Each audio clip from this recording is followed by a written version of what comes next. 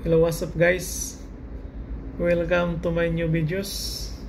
Our topic for today is about how calculate compass error and deviation. So, compass error is the algebraic sum of variation and deviation. Here we go guys.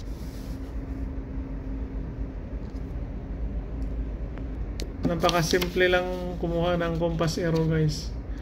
So, variation, kung meron kang variation na 4.3 west, may division na 1.3 west. Roles, same name, add, different name, subtract. So, parehas man sila west, simple lang, add. So, meron kang compass error na 5.6 west. So, punta naman tayo sa division. Kung meron kang magnetic error or compass error na 5.6 west, meron kang variation na 4.3 west. So, ang rules nito guys, always subtract and always reverse the sign of variation.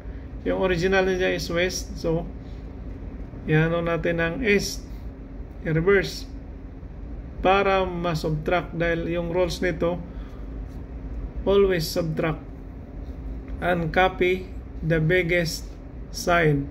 So mayroon kang magnetic error na 5.6 west, mayroon kang variation na 4.3 west, reverse sign is para ma-subtract mo. Mayroon kang deviation na 1.3, copy the biggest sign. Diba ang pinakamalaki west, mas malaki siya sa 4.3, so may sign kang west.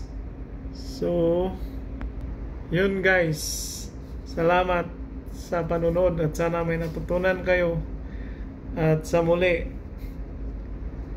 until my next videos, thank you.